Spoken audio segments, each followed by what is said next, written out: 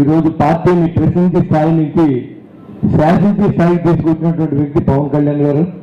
ఇవాళ అందరికీ పదవి ఉన్నట్టే ఇవాళ జన సైనికుడు ప్రతి ఒక్కరు కూడా ఎమ్మెల్యే. అంటే అలా ఎలక్షన్ చేశారు నాయకులు కూడా. అదే విధంగా మీరు కూడా సీనియర్ ఎమ్మెల్యే కాదు, మా కాన్స్టిట్యూన్సీలో అందరూ ఎమ్మెల్యేలే. అలాగే పవన్ కళ్యాణ్ ఎమ్మెల్యే కాదు, పిఠాపురంలో ఉన్న ఎమ్మెల్యేలే, నానాజీలే. అంటే అలాంటి స్థాయిలో ఈ పార్టీ ఉందని చెప్పడానికి గర్వపడుతూ ఉన్నాం. ఇవాళ నిజంగా ఒక జనసేన పార్టీ అంటే భారతదేశంలో ఎక్కడికెళ్ళా గుర్తింపు ఉంది. ఎన్డీఏ ఎమ్మెల్యే అంటే ఇంకా ఈ కొన్న పార్టీలకు ఉందో లేదో నాకు తెలియదు, కానీ అలాంటి స్థాయికి తీసుకెళ్లిన వ్యక్తి పవన్ కళ్యాణ్ గారు. మనం జనసేన చెప్పుకుంటేనే గౌరవించే స్థాయికి మనం ఉన్నామంటే దానికి కారణం 10 సంవత్సరాల పోరాటం.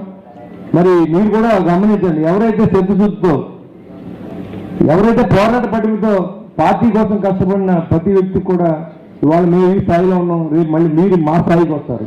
అంతేగాని మేమే ఉంటామని ఏం అనుకో అవసరం లేదు. ఎవరైతే సిద్ధశుద్ధితో పనిచేస్తారో జనసేన పార్టీ పట్ల, పవన్ కళ్యాణ్ గారి పట్ల అభిమానంతో ఎవరైనా ఒక మాట అంటే మన నాయకుడిని ఇవాళ కూడా ఇంకా చాలా మంది మాట్లాడుతూ ఉన్నారు. ఇప్పుడు ఒక గెలిచిన తర్వాత నోరు మూసి కూర్చోవలసిన పరిస్థితి కొంత ఏర్పడుతూ ఉంది. కానీ నోటికి ఏదో వస్తుంది మాట్లాడే మరి వైసీపీ నాయకులు దువ్వాడ శ్రీని ఫారం బోకు మాట్లాడుతూ ఉన్నాడు. 50 కోట్లు ప్రభుత్వంలో ఉన్న ఉప ముఖ్యమంత్రికి చంద్రబాబు నాయుడు ఇస్తా ఉన్నాడని ఆడు ఓటే చేస్తూ ఉన్నాడు. నీకు బుద్ధి లేక నీకు అసలు భ్రమంలో బతుకుతున్న వ్యక్తి ఆ దువ్వాడ శ్రీనివాసు మాట్లాడితే ఇవాళ దానికి మన పార్టీ తరఫున మనం కూడా కౌంటర్లు ఇదివరకు లాగా మనం ఏదో స్లో అయిపోవాల్సిన అవసరం మన పార్టీలో ఉండొచ్చు. ఏది పడితే అది మాట్లాడితే ఎవరినే ఆపలేదని కూడా తెలియజేస్తా ఉన్నాం.